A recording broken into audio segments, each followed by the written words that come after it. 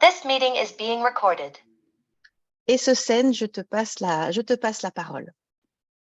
D'accord. Alors bonjour à tous. Donc je m'appelle Saucène Ajri, je suis déléguée régionale pour le groupe AFNOR à la délégation de Lyon, donc pour la région Auvergne-Rhône-Alpes. Merci Valérie pour l'invitation et merci à Jacqueline aussi qui anime aujourd'hui de me laisser un petit temps pour partager avec vous donc les solutions que propose AFNOR dans la confiance numérique. Alors, je vais peut-être me mettre en mode diapo. Pardon, les joies du direct. Oups. Alors, juste une petite seconde, excusez-moi. Est-ce qu'on y est? Oui. OK. Donc, on est réunis aujourd'hui pour parler de confiance numérique. Et, mais quand on dit confiance numérique, en fait, on se demande tous de quoi on parle. Et c'est le sujet justement de quoi il s'agit. Donc, si certains doutaient encore quelque temps de l'importance prise par le numérique au quotidien, la crise sanitaire l'a confirmé. Le numérique est devenu incontournable. On est passé très rapidement à de nouvelles méthodes en optant pour le distanciel, en réunion en visio, comme nous le sommes aujourd'hui, en télétravail pour tous et en abondance. Nous nous sommes donc adaptés à la situation. Cependant, comme toute chose, le numérique a son lot de bénéfices et de désagréments. Il a peut-être il a certainement accentué plutôt la vulnérabilité des organisations. De nouvelles entreprises chaque jour sont victimes d'agissements malveillants de la part d'entités concurrentes ou criminelles, ce qui les oblige à se protéger et à anticiper les menaces. Donc, il s'agit aujourd'hui pour le dirigeant d'opter pour la solution idéale pour garantir la confiance des clients. Donc, certaines en fait, de ces solutions sont réglementaires et c'est ce qu'on va voir tout à l'heure avec Jacqueline dans sa présentation. D'autres le sont, d'autres solutions sont volontaires. Et notre vocation, justement, dans le groupe AFNOR est de garantir la confiance et de présenter justement des solutions. Alors, pardon, j'ai été un peu vite. Donc, des solutions pour tous les enjeux de l'entreprise, donc pour le dirigeant. Pour parler un petit peu de la vocation Saucène, est-ce que tu peux te mettre en présentation normale? Parce qu'en fait, on est en mode présentateur. Donc, est-ce que tu peux te mettre en diaporama normal, s'il te mais plaît? bien sûr. Voilà, super. Je suis désolée. Merci. Est-ce que je suis en… Non, pour l'instant, tu es toujours… tu es en… Voilà, si tu peux te mettre en… on voit tes slides sur le côté à gauche. Non, là, on voit tes… D'accord. Je suis confuse. Je m'excuse. Alors, je vais peut-être arrêter. Je ne m'attendais pas à cela. Et alors, pardon. Il fallait que je fasse ça, en fait. Est-ce qu'on est bon? Moi, Est-ce qu'on est bon? Pour l'instant, on n'a pas encore le partage. Non. Pardon, ça a coupé? Là, pour l'instant, on n'a pas de partage. Oui. Est-ce qu'on est bon? Pas pour l'instant.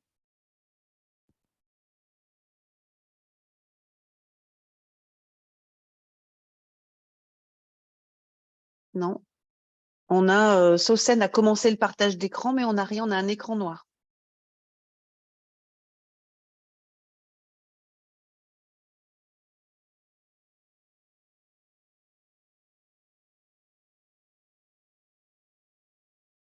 Saucène?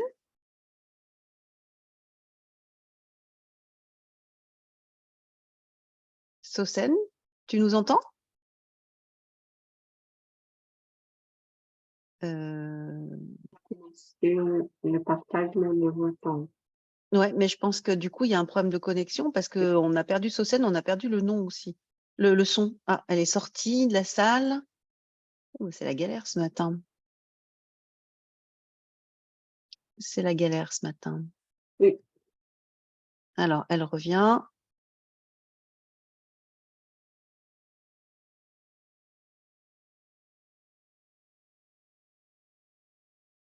Sosen, tu nous entends? Oui, mais ça a coupé. Je suis vraiment désolée.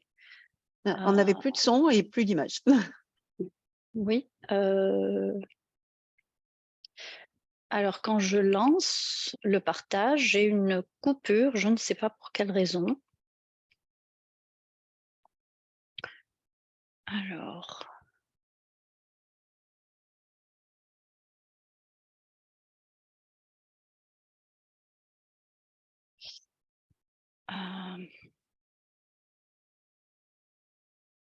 Est-ce qu'on a le slide? Oui, là c'est bon, ouais. Et là, c'est bon. À la limite, tu peux rester comme ça si Oui. on n'arrive pas à avoir le plein écran. C'est pas plus mal. Ouais. Attendez juste que j'essaie. Vous me dites si ça passe encore sur un autre mode. Vous avez toujours le mode de présentation? Là, on est toujours en présentation, en mode présentateur, c'est-à-dire qu'on voit le texte que tu dois lire. Ouais. Donc, mets-toi en mode classique, Ouais, quoi, je vais comme me tout à mettre en l'heure. mode classique, et puis c'est tout. Alors, pardon. Parce qu'on voit bien une mode classique. Non, c'est bon là. Ouais. Là, c'est. Là,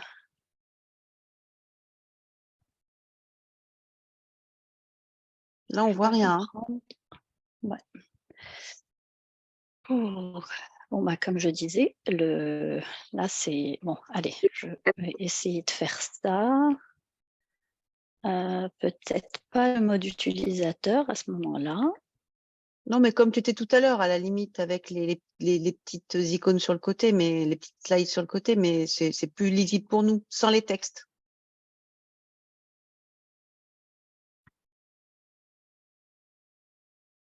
On fait comme ça. Là, on voit rien. Est-ce que vous avez. Ah, oups. Ah là là. Bon, allez, je ne sais pas si je vais reprendre. Je suis désolée de ce contretemps. C'est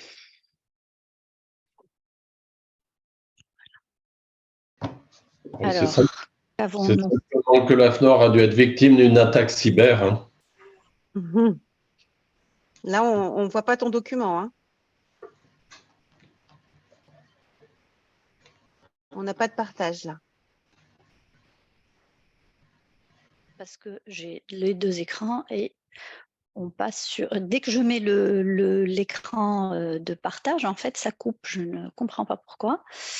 Alors, je vais peut-être rester comme ça. Est-ce que comme ça, vous avez mon slide? Voilà, à part que là, on voit. Voilà, reste comme ça, impeccable. Oui, là, on a quoi? Là, on a. Nous intervenons dans de nombreux domaines d'intervention. Voilà, donc juste la slide. Oui. Voilà, c'est pas grave, je ferai sans mes notes, c'est pas grave. Donc voilà, donc je suis encore une fois désolée. Bon, j'avais des petites animations très sympas, mais je ne sais pas du tout ce qui se passe. Alors, donc je disais, et je fais un petit retour donc sur. Alors, hop, voilà, sur donc la vocation du groupe AFNOR, donc d'accompagner sur plusieurs domaines d'activité, donc tant sur la normalisation. Alors, la normalisation, donc un véritable levier de développement pour les entreprises, surtout dans le domaine d'innovation. Avec l'édition, donc en proposant plusieurs solutions de veille, en l'occurrence pour les entreprises. Sur la formation, donc en formant les collaborateurs sur de nombreux domaines sur lesquels l'entreprise donc intervient.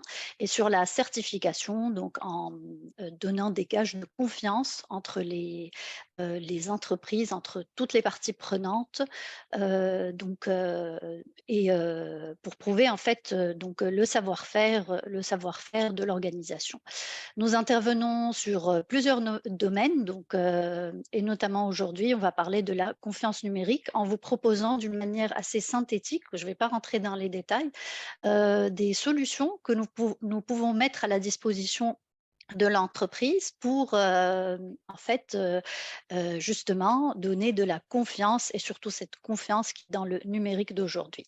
Donc quand on parle de confiance numérique, on a comme je le disais tout à l'heure, nous avons donc ce numérique qui est devenu incontournable, qui s'est imposé avec la digitalisation, qui s'est imposé à l'entreprise, et 3 actions sont devenues donc importantes. La première étant de sécuriser l'infrastructure et le système d'information surtout de son entreprise. La deuxième est de se protéger, les données que nous avons et le traitement que nous faisons de toutes les datas qui nous arrivent ou qu'on perçoit, que ce soit de nos parties prenantes ou des nôtres, même nous en tant qu'utilisateurs, sans parler des organisations en général, de garantir aussi l'authenticité des informations, donc des informations qui sont échangées le traitement de ces informations. Là, j'ai mis un petit baromètre, le baromètre France Num. En fait, quand ils ont interrogé les dirigeants, donc la perception positive des dirigeants d'entreprise est de 81%, que le numérique en fait représente un véritable bénéfice. Elle a augmenté, elle était de 68% en 2020. 40% donc des PME et TPE, des entreprises interrogées, possèdent des compétences en interne pour gérer donc le numérique. Alors 85% des TPE-PME interrogées possèdent au moins un outil de gestion de données qui peut être de la gestion comptable, de la facturation, du paiement en ligne ou un CRM. Donc à 47% des PME donc possèdent un CRM. Là, je suis désolée, je dois alors, si je ne suis pas en mode, je vais avoir d'autres slides qui vont apparaître. Je suis obligée de switcher.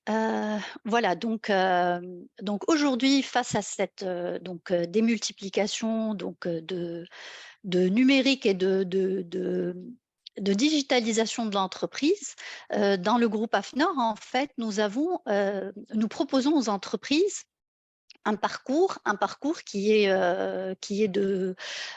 pour se retrouver en fait dans cette panoplie ou de diriger un petit peu donc les utilisateurs et les organisations dans la mesure du possible en fait pour se retrouver dans cette confiance numérique et acquérir donc la confiance surtout de leurs clients.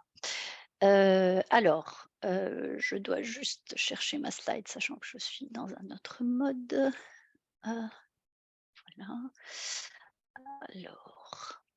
Voilà. Alors, parmi les solutions, nous allons trouver des solutions qui sont des solutions de certification de système de management. On peut en citer par exemple la certification 27001, qui est une certification qui va toucher la sécurité de l'information. Donc d'autres certifications comme la certification ISO 27001, la certification 20000. Sur la 27001, nous sommes un cran au-dessus en fait pour les entreprises. Il s'agit non seulement de sécuriser donc le système d'information, mais sur cette certification-là, on a en plus des exigences RGPD, donc règlement de données personnelles. Sur la certification HDS, c'est une certification qui est réglementaire, qui s'impose aux hébergeurs de données de santé. Nous avons ensuite et nous proposons d'autres types de labellisation comme le label Privacy Tech qui est un label le label Privacy Tech, pardon, et le label Expert Cyber. Nous avons des focus cyber et RGPD pour tester, pour que l'entreprise teste la maturité de son système d'information et de sa conformité par rapport à l'RGPD. Donc, c'est une auto-évaluation, une évaluation VP2. Mais ce qui est intéressant aujourd'hui sera de parler de l'initiation à la cybersécurité pour les TPE-PME. On parle beaucoup de cybersécurité et on sait en fait aujourd'hui que le premier souci des entreprises est au niveau justement de cette cybersécurité. Nous avons des données qui sont sur la toile, nous partageons des emails, nous avons donc des entrées et des sorties d'informations et nous sommes à un moment donné touchés. Nous pouvons être touchés par la cybermalveillance et donc un phishing, un simple mail qui arrive. En général, les problèmes en fait sont des problèmes, on parle de problèmes humains, c'est-à-dire que je vais cliquer sur une pièce jointe et elle va entraîner donc un certain nombre de désordres dans mon système. Donc, s'agissant de cela, nous avons suite à un appel à projet, en fait, le groupe AFNOR a lancé un parcours d'initiation pour les TPE-PME à la cybersécurité. Alors, donc j'ai parlé un petit peu du contexte dans ce contexte-là, donc 40% en 2022 des TPE-PME ont été touchés, donc ce que rapporte l'ANSSI, ont été touchés par des rançongiciels. Donc, au niveau des collectivités, il y a eu 23% en 2022, des établissements publics de santé à hauteur de 10%. Ce qu'il faut savoir, c'est qu'au niveau des TPE-PME, 80% des TPE-PME qui ont été touchés par un problème justement de rançongiciel déposent le bilan au bout d'un an.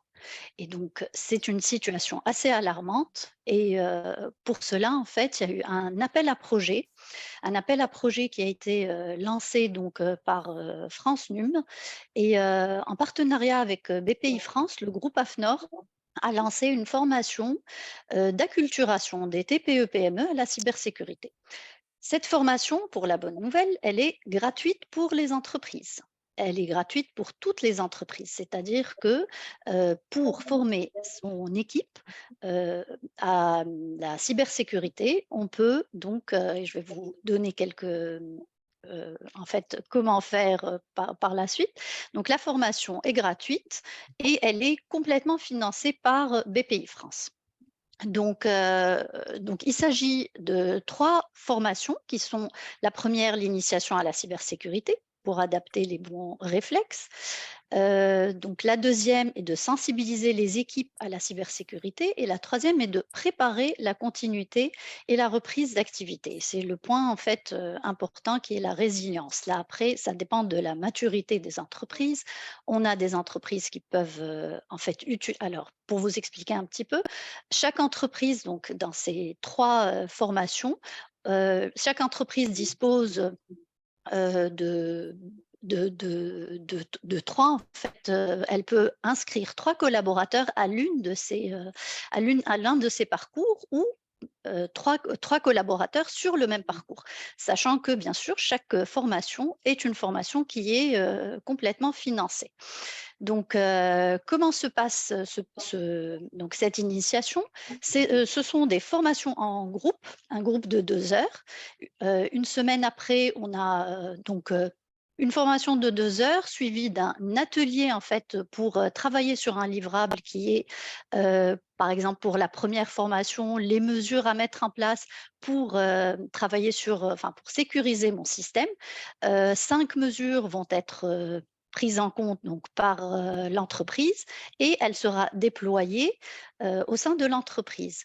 Une semaine après, on se retrouve en groupe avec un expert et on va travailler sur donc les mesures et le déploiement de ces mesures. Alors, Je ne crois pas que le déroulé, je vais le zapper, mais je vais vous parler surtout des critères d'éligibilité. Donc, dans les critères d'éligibilité, nous parlons d'entreprises qui sont de taille jusqu'à 250 personnes, des entreprises installées en France et qui ont une existence de plus de 2 ans avec un chiffre d'affaires minimum de 15 000 €. Donc, comment faire pour s'inscrire? Donc, si vous êtes intéressé par ce parcours, on peut s'inscrire auprès de AFQP. Donc, on va prendre donc les demandes, on va les centraliser au sein de l'AFQP ou vous adresser à moi directement. Vous allez avoir mon contact. Donc, vous pouvez suivre donc ces formations. Nous pouvons prévoir, donc elles sont en distanciel, nous pouvons prévoir pour les adhérents d'AFQP donc des sessions en présentiel. Ça peut être des sessions en intra-entreprise, donc on se regroupe dans une même entreprise. Ça peut être des sessions qui sont peuvent être proposées à la délégation notamment de Lyon. En tout cas, sachez qu'il existe donc sur toutes les régions de France, cette formation est proposée donc, et on peut s'inscrire à partir de donc en ligne ou en demandant une formation en présentiel. À ce jour, plus de 500 personnes ont suivi cette formation. Donc là, en fait, l'info que nous pouvons vous proposer aujourd'hui, et je pense sous le contrôle de Valérie et de Jacqueline, nous avons pour objectif de lancer donc un club de confiance numérique, donc au sein de la région Auvergne-Rhône-Alpes, et nous vous en dirons plus dans les prochains jours. Alors, je vais vous laisser aussi des informations, alors des guides pratiques pour Sosen, parler ce que je un te peu. propose, parce que le temps passe très très vite et il est déjà 9h25, peut-être Et qu'on j'ai pourra fini mettre juste tout sur. ça Ah oui, oui, oui, après sur complètement. la Je finis. plateforme pour Tout à fait. laisser la parole à Jackie. Bien sûr. Je finis juste par merci. Je finis juste par dire que justement, je vais laisser un slide dans lequel on peut retrouver beaucoup d'informations pratiques, notamment des guides un guide qui a été élaboré sur la confiance numérique pour donc retrouver d'autres solutions autres que celles que j'ai abordées aujourd'hui. Voilà. Merci et désolée encore pour la présentation qui n'a pas marché comme je le voulais. Merci Merci beaucoup. Sosen. Alors, On passe la j'arrête parole mon à partage, Jackie. bien sûr.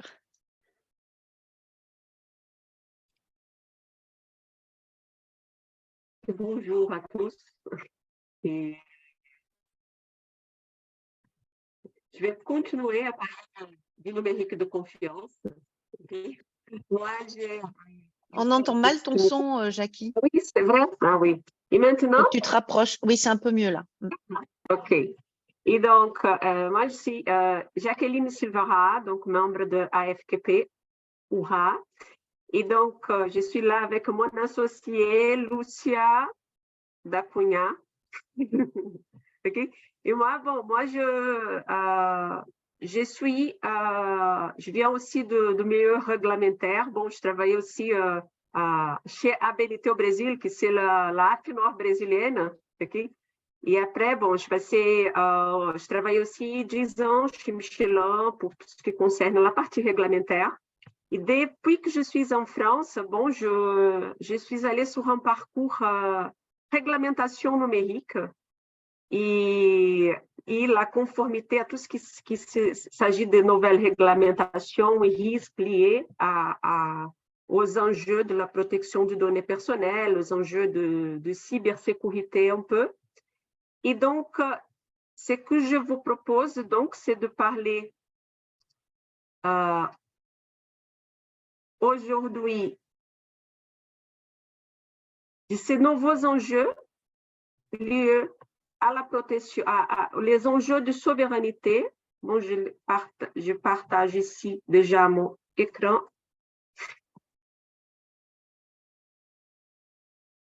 Donc, rappelez un peu les enjeux aujourd'hui de souveraineté. OK? Les opportunités et risques. On ne voit pas ton écran, Jackie.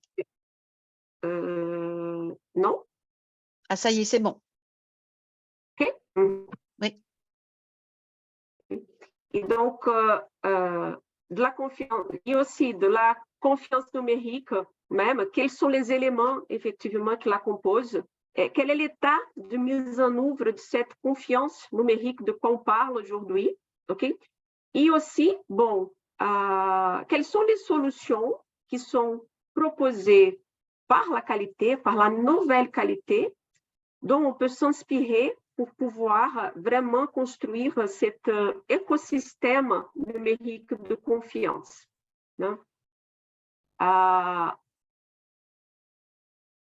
Donc, je commence pour lister un peu les opportunités liées au numérique. Okay? On parle des risques. Bon, pourquoi on est là? Aujourd'hui, le numérique il est fondamental pour la souveraineté de l'Europe. Okay? C'est lui qui va pouvoir, et de la France, du monde entier, c'est lui qui va pouvoir faire face à toutes les problématiques qui existent aujourd'hui liées aux enjeux climatiques, à nouvelles maladies. On a vu ça, par exemple, pendant les Covid. Donc, autant que nous avions besoin d'avoir des instruments de numérisation pour nous aider, de technologie pour nous aider à travailler sur les nouveaux vaccins, par exemple. J'ai pris ces exemples parce que je les trouve tellement beaux. Donc, c'est une start-up française qui elle a développé une aide à la marche pour les handicapés. Okay? Et également, pour moi, on donne un exemple d'une machine connectée, okay, d'un robot connecté où on peut faire des chirurgies à distance. Okay? Donc, ça, c'est vraiment quelque chose qui c'est possible grâce aux données, à la donnée. C'est là que ça est devenu stratégique pour notre industrie, pour les pays. J'ai pris aussi comme exemple dans les agroalimentaires des nouvelles technologies qui sont faites à la base d'intelligence artificielle, qui vont, c'est une entreprise de Clermont-Ferrand, par exemple, donc où ils font de la recyclage enzymatique, dont ils ont développé une nouvelle enzyme capable de réduire, de réintégrer au processus des PET, des plastiques. Okay? Donc, tout cela grâce à la collecte de données, au développement technologique et des capteurs où on peut mieux mesurer l'environnement et pouvoir prévoir de façon plus cohérente les besoins qu'on va avoir de l'eau pour ne pas le gaspiller, ainsi comme des drones qui peuvent nous aider dans la reforestation. Tout cela, toutes ces technologies sont capables vraiment de capitaliser tous les efforts et les augmenter pour qu'on puisse atteindre et réussir des solutions concrètes pour traiter ces problèmes, pour les vrais problèmes de la société. Et aujourd'hui aussi, quand on parle de mobilité, le partage de données, c'est aussi très important pour les voitures qui sont de plus en plus connectées, donc qui peuvent elles aussi mesurer, peuvent nous aider à mesurer les émissions. On parle de la conduite automobile, qui ça peut s'avérer une grande solution pour aujourd'hui pour les personnes qui ne savent pas conduire, ou même pour les gens qui sont plus âgés, ils devront faire partie de cette, ils pourront utiliser ces outils, tout cela à base de données, à base de nouvelles technologies. Mais quand même, ces technologies, elles ont un risque important, ok? Et parce que si elles ne sont pas bien prises en compte, si elles ne sont pas maîtrisées, elles peuvent poser des risques importants, tels que pour les risques de la sécurité des personnes, si on a, par exemple, un hacker qui envahit les systèmes, mais si on a aussi un problème simplement d'une information qui était perdue, était modifiée au moment du processus, et donc ça peut causer de vrais soucis pour la sécurité. On a les nouveaux risques liés à l'intelligence artificielle. Les risques d'intelligence artificielle, ils vont vraiment au-delà des risques classiques, des risques quand on parle d'une perte de données, une perte de carte bancaire, ok? Ça s'avérer rien, ok? Quand on est devant des risques, des risques plus importants, lesquels l'intelligence artificielle peut nous exposer, ok? Parce qu'elle peut vraiment nous exposer à des risques potentiels liés, par exemple, quand on a par exemple un diagnostic qui peut être donné en erreur. Donc, la personne a l'intelligence artificielle, si elle donne un diagnostic, elle va donner un mauvais diagnostic et qu'est-ce qui va se passer? Peut-être elle va orienter un traitement que c'est différent, ok? Elle peut potentialiser aussi les risques de cyberattaque. Elle peut potentialiser des situations aujourd'hui qui vraiment, on n'est pas capable de mesurer à l'état de l'art actuel. Et ces risques aussi, okay, aujourd'hui, on parle beaucoup de cloud. Donc, nos entreprises, elles sont en train de développer plusieurs technologies ici, avec des grands investissements qui sont faits. Et qu'est-ce qu'on fait avec ces investissements? Qu'est-ce qu'on fait avec nos technologies à nous? On les met sur le Google. Et quand on les met sur les Google, on peut même avoir un espionnage clair parce que ces data centers, ils sont aussi disponibles aux États-Unis. Et donc, les autorités de contrôle, elles peuvent peuvent utiliser, peuvent les accéder. Et donc, on investit beaucoup en Europe et au même moment, on investit, et peut-être qu'on est en train d'investir pour alimenter des informations pour d'autres pays comme des Chine et États-Unis. Okay? Et tout cela, pourquoi? Parce qu'on n'assure pas forcément, et, on ne protège pas forcément nos données. Okay? Et donc, on a vu, est-ce que vous avez vu récemment les problèmes de grues dans les ports chinois, dans les ports? Est-ce que vous avez entendu parler? Parce que les États-Unis, il a soupçonné que les Chinois, ils ont vendu des grues de porc un peu partout dans le monde.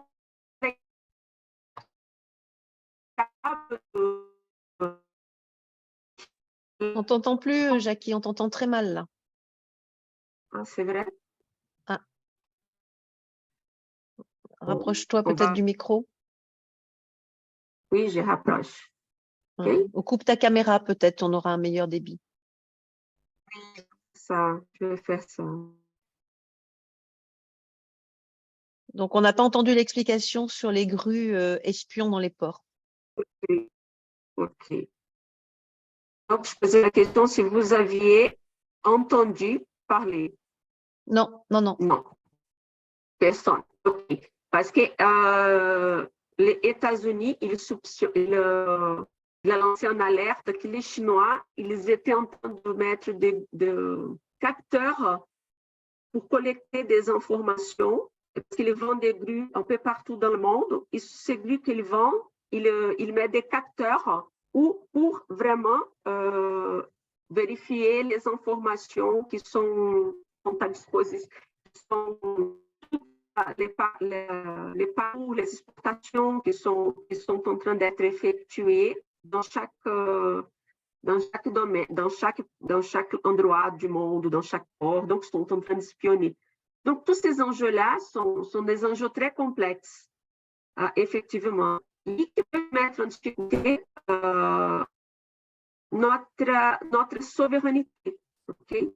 Et Et qu'est-ce qu'on pouvait faire vraiment aujourd'hui pour protéger ces informations? Qu'est-ce qui se passe actuellement? Et là, je voudrais un peu d'aide pour voir un peu qu'est-ce que vous pensez, ok, aujourd'hui, de cette protection. Comment c'est possible aujourd'hui faire face, profiter de cette technologie, développer cette technologie dont nous avons besoin et au même moment protéger tout ce que nous sommes en train de voir comme risque.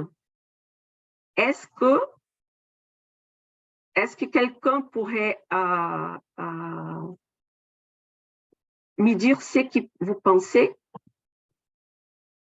Comment on peut aujourd'hui, à vos avis, améliorer, profiter des opportunités du numérique et protéger au même moment contre ces risques? Comment vous faites dans vos entreprises, par exemple? Dominique, Julien, Christine? Alors peut-être plus Henri qui gère une entreprise, parce qu'en fin de compte, Dominique et Christine sont des entreprises unipersonnelles. Donc peut-être Oui. Henri, nous dire comment toi tu approches toutes ces problématiques ou tous ces risques numériques chez Niguet. Oui, ben, on a toute une politique de cybersécurité, hein. On travaille avec des entreprises extérieures spécialisées, dont une notamment qui travaille sur la base de la norme ISO 27001. Et puis, on a fait un diagnostic sur nos pratiques actuelles, hein. Ça concerne le matériel, les firewalls, les anti-spam, etc. C'est très, très compliqué. Je ne suis pas spécialiste, je ne pourrais pas vous donner le détail, mais on travaille avec cette entreprise extérieure qui nous euh, propose des axes d'amélioration.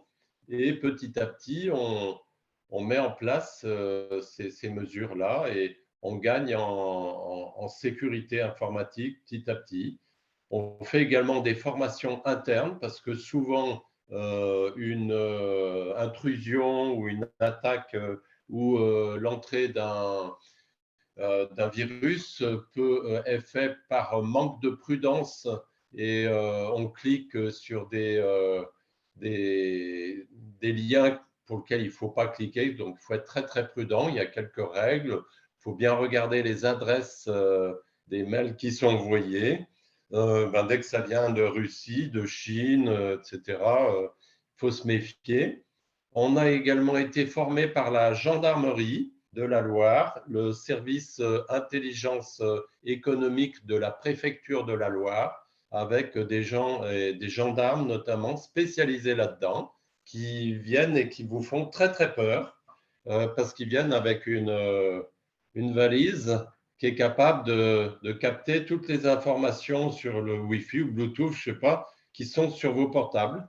Nous, on a eu un cas concret où notre responsable export a été piraté par son téléphone avec des adresses, c'est pas aller bien loin, mais on sait qu'un concurrent a récupéré des données par le téléphone portable de quelqu'un du service export et appelé certains de nos partenaires à travers ces adresses-là.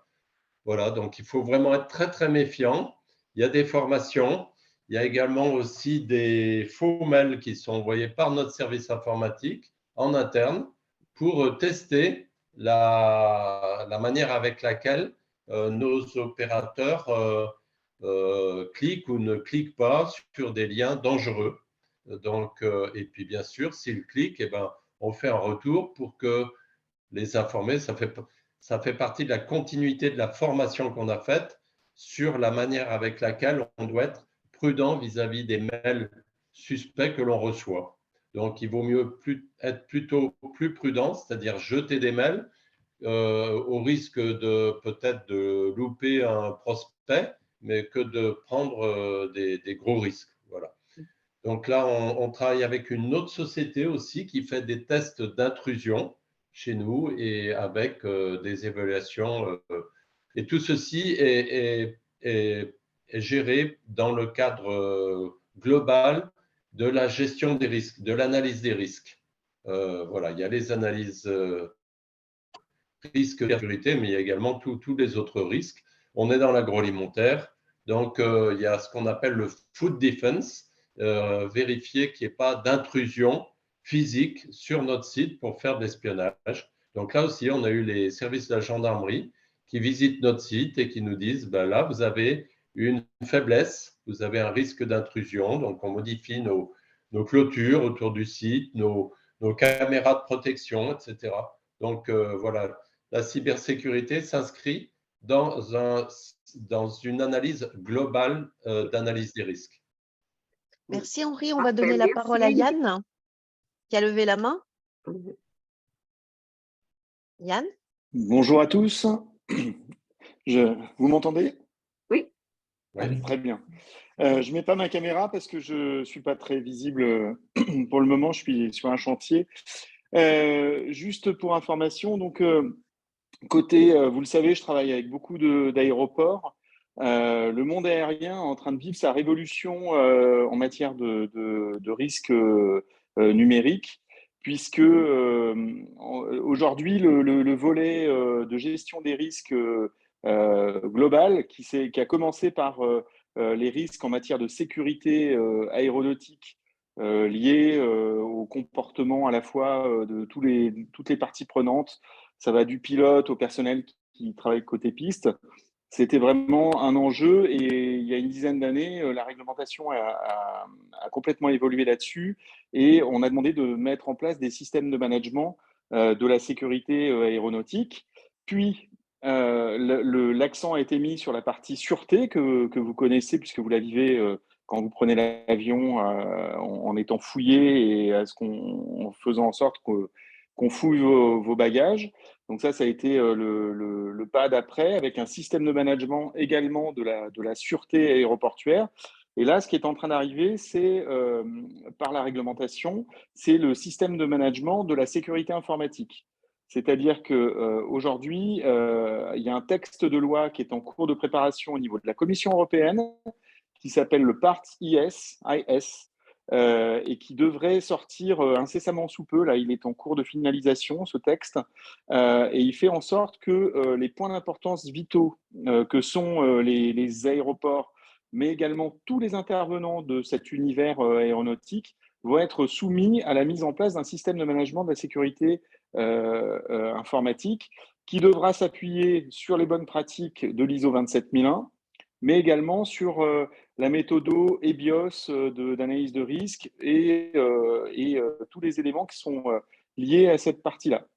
Et ça concernera à la fois les opérateurs qui font voler des avions, ceux qui les accueillent au sein des aéroports, mais également les intervenants qui localement vendent des prestations, puisque la sécurité des informations bancaires est englobée dans cette notion de sécurité. Vraiment extrêmement réglementé, complexe. Je vois qu'on ne parle pas de petites entreprises, non, Yann? On n'en a pas autour de la table là.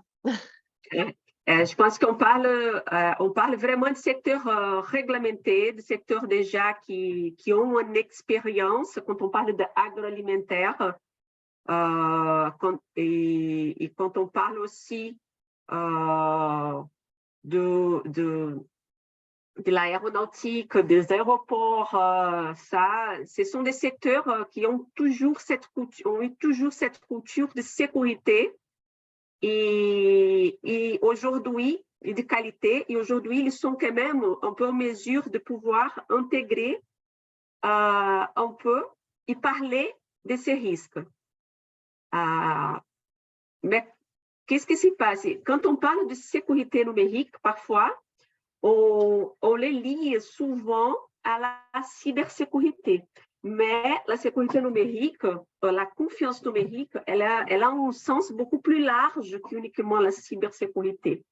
On doit aussi, dans ce contexte, réfléchir aux enjeux de sécurité, des enjeux du numérique responsable, du numérique de confiance, toutes ces questions environnementales, les respects de loi, les respects le respect aussi des clauses contractuelles, de la chaîne de sous-traitance aussi, parce que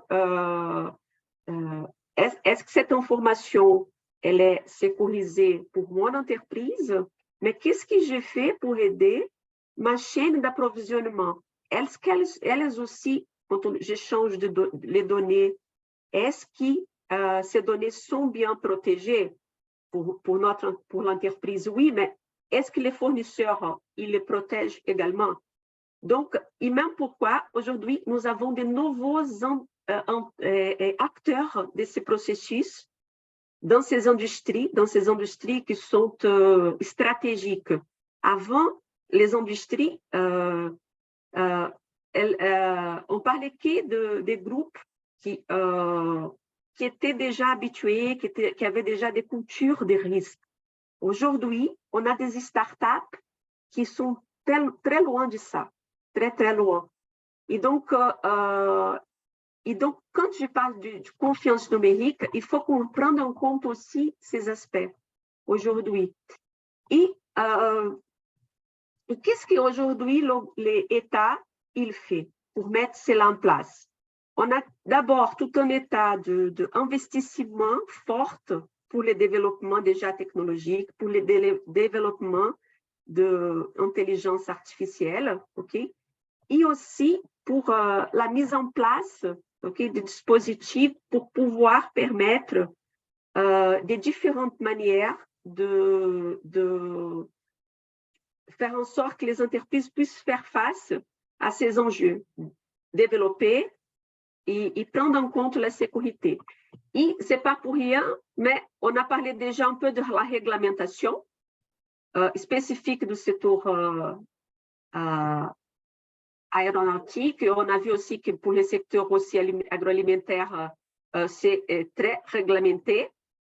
Mais ce ne sont pas que des réglementations spécifiques qui existent. Je peux même demander les aides aux avocats, si on a encore des avocats présents ici. Je pense que Lúcia, j'ai perdu Lúcia. Ah oui, oui. Je suis là. Oui. On n'a pas beaucoup de temps. Hein? Oui. Je me présente très vite. Je suis Lúcia da Cunha, je suis avocate spécialisée en compliance et gestion des risques. Je suis partenaire de Jacqueline Alimod. Je vais passer très vite, mais je suis disponible si vous, au cas où vous avez la volonté de discuter un peu plus sur les exigences numériques par rapport à la réglementation. Ça tombe la partie moins attirante par rapport, quand on parle de confiance numérique, quand on parle de conformité, de parler de réglementation. Je vais essayer de résumer un peu en disant qu'au sens large, la confiance numérique fait référence au niveau de confiance que les clients, les collaborateurs et des autres parties prenantes et le grand public placent dans la capacité de l'entreprise à protéger ses actifs informationnels et ses ressources technologiques. Normalement, quand on parle de numérique, quand on parle de conformité, la plupart des entreprises pensent en cybersécurité. Bien que la cybersécurité joue un rôle clé, la confiance numérique, elle est plus large que cela et elle englobe le respect des lois et des règlements. Et la confiance numérique est un enjeu primordial puisqu'elle pose les cadres réglementaires du numérique. Et tous ces règlements qui sont disposés là s'inscrivent dans la stratégie européenne pour la donnée, pour la construction d'une économie européenne de la donnée. Et aujourd'hui, elles ont, même que c'est complexe, tous ces règlements qui touchent ces paquets de numérique, comme on dit, ils ont un socle commun qui touche bien sûr la question juridique, la question technique, mais l'organisationnel, qui pour moi, c'est le pilier plus important, qui est souvent sous-estimé ou même oublié. Et c'est exactement ce côté organisationnel de la gouvernance qui doit être pris en compte si on veut que les processus de mise en conformité avec tous ces règlements qui forment les paquets de numérique soient durables et pérennes. Et c'est là qu'on parle d'une démarche d'amélioration continue et qu'on parle là de gestion de la qualité. Nous sommes ici à FXP et on parle de qualité. La première, je vais expliquer la réglementation. Jacqueline est en train de tirer mes oreilles pour que j'avance. La plupart de vous ont entendu parler du RGPD. Le RGPD est venu en 2018, mais c'est une amélioration, une évolution d'une directive de 95, déjà de l'Union européenne. Et le changement plus important et que la plupart des entreprises ne se rendent pas compte encore, c'est qu'elle est basée dans un principe qu'on appelle accountability. C'est d'un côté la responsabilisation des agents, de prendre toutes les mesures techniques, organisationnelles et juridiques pour mettre en place les processus de conformité, mais ces entreprises doivent être capables de faire preuve de cette conformité et faire preuve de ce processus d'amélioration continue à tous les moments. Dans les paquets aussi, et qui fait partie intégrante de cette stratégie européenne pour la donnée, on va rencontrer maintenant le règlement sur la gouvernance des données qui va sortir, qui va entrer en vigueur en septembre de cette année, au DGA. Il y a aussi le règlement sur la donnée, les Data Act. Ces deux règlements visent, comme le RGPD et d'autres réglementations sont considérées assez complexes, ces règlements visent de fournir des outils et de faciliter le partage des données entre les entreprises, entre les acteurs. Le règlement de gouvernance des données vise à donner aux entreprises les moyens du pilier organisationnel de l'entreprise et aussi de faciliter vraiment cette partage de données. Et le Data Act, il vise à faciliter le partage B2B et aussi B2C de ces données. Et quand on parle de données, on ne parle pas forcément des données personnelles. C'est la donnée personnelle et non personnelle. Une minute. C'est vrai qu'on parle plus de données personnelles que c'est l'RGPD, mais toute la nouvelle réglementation, elle rassemble un peu tous les aspects. Okay? Oui.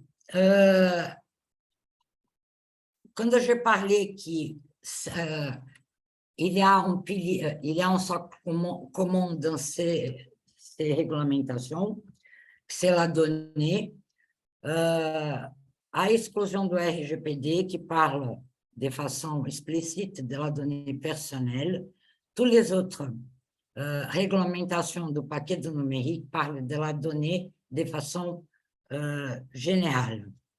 Donc, les nouveaux règlements qui vont entrer en vigueur, qui fait partie de ces paquets de numérique, c'est le Data Governance Act, déjà pour septembre, le Data Act qui doit entrer en vigueur prochain 2024, et bien sûr, les règlements qui touchent l'intelligence artificielle.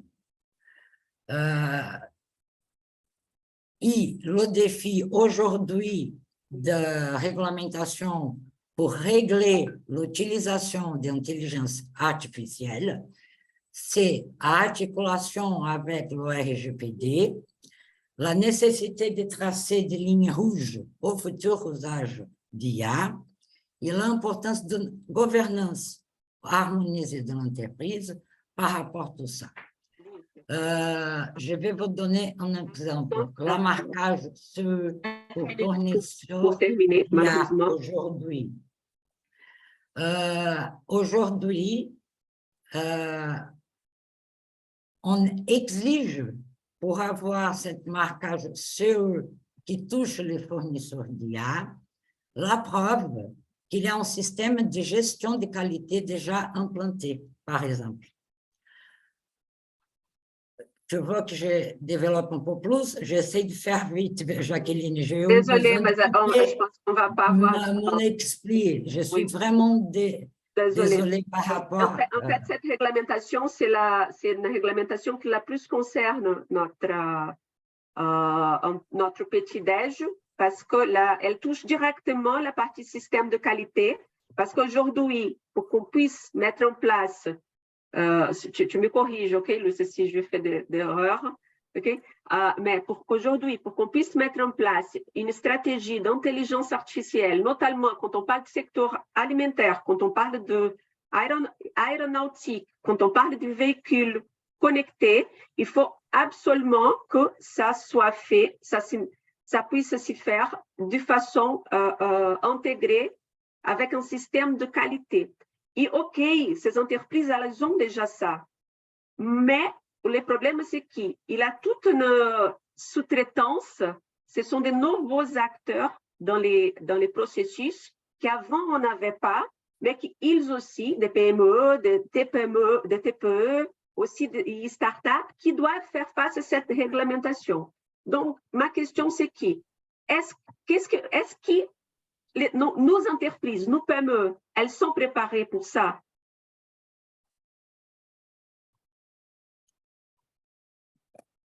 Je pense que, bon, le silence, je pense que non.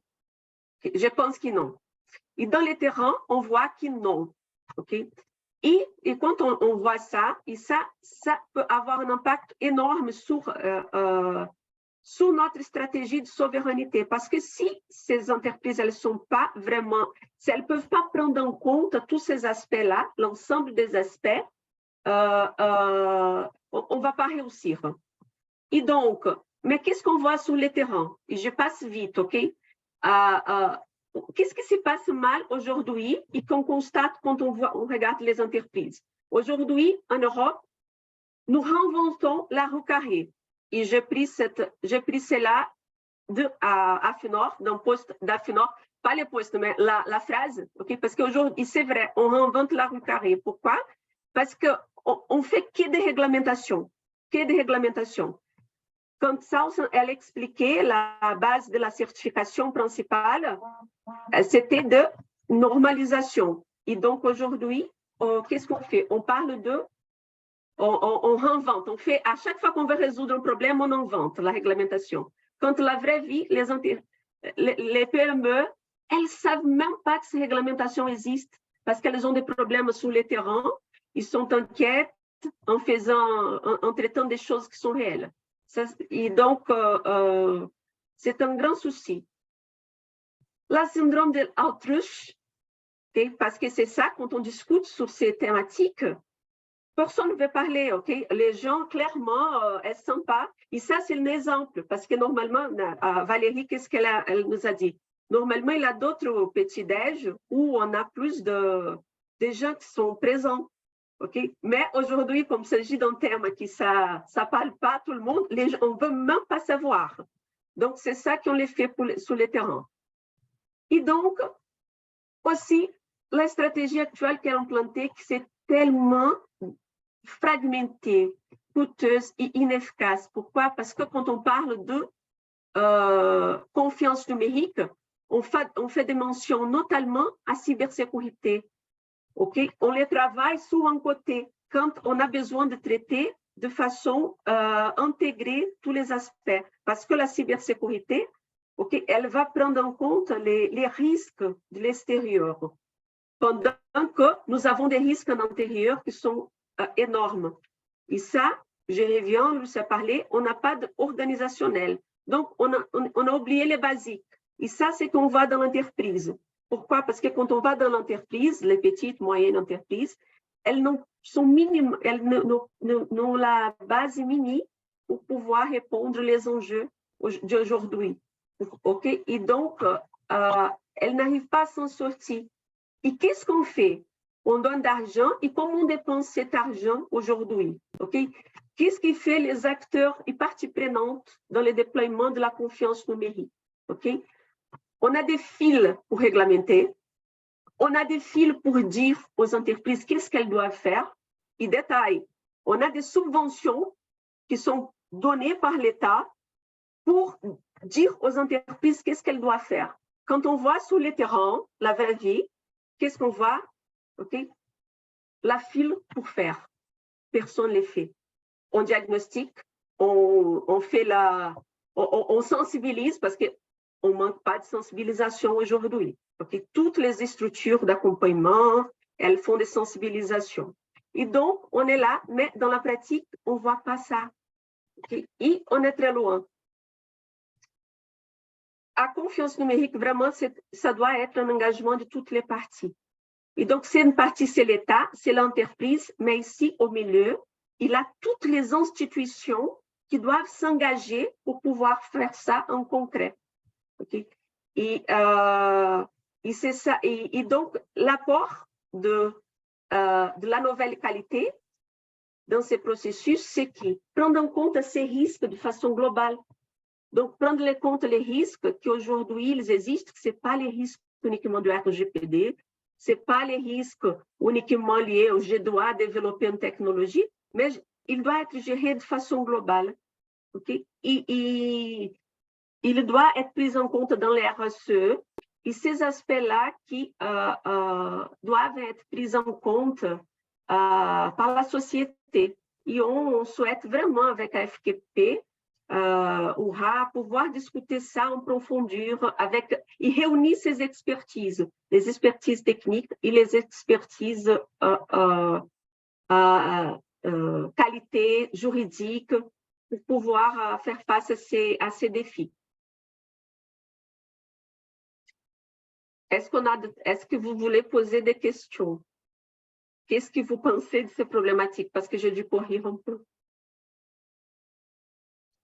Un Est-ce que retour pour Jackie? vous sentez les mêmes choses pour ceux qui accompagnent les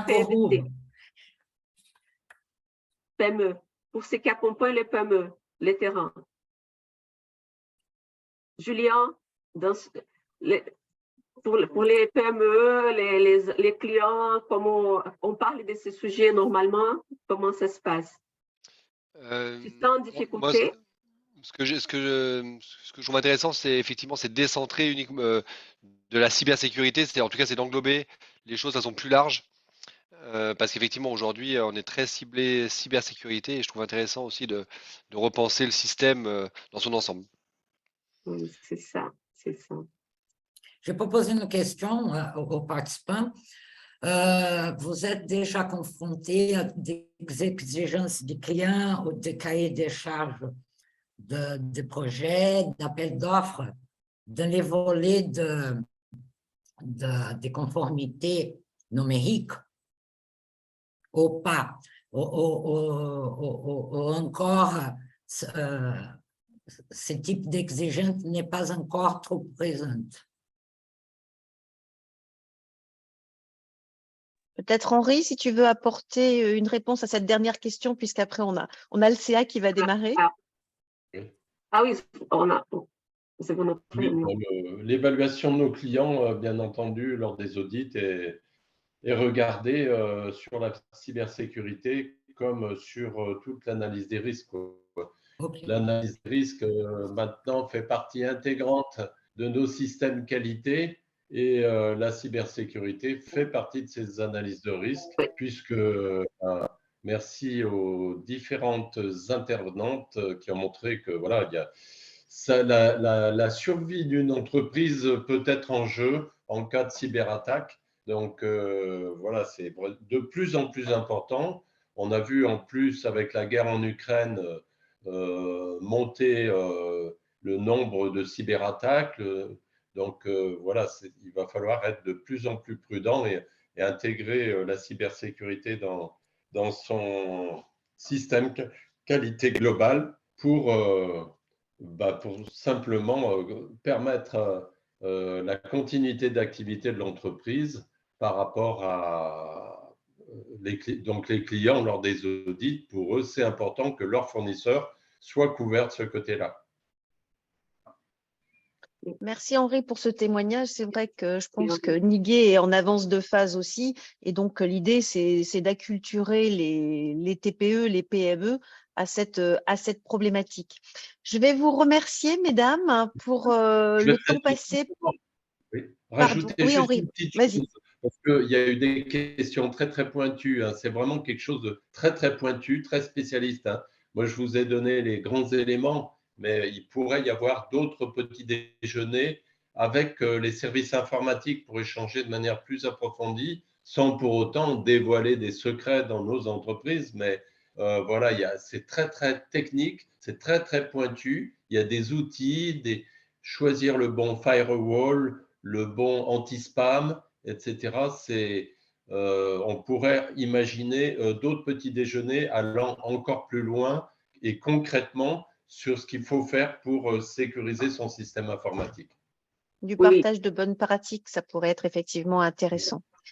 Oui. Eh bien, écoutez, merci à tous, merci pour la préparation, merci pour votre attention. Et donc, du coup, on va arrêter l'enregistrement.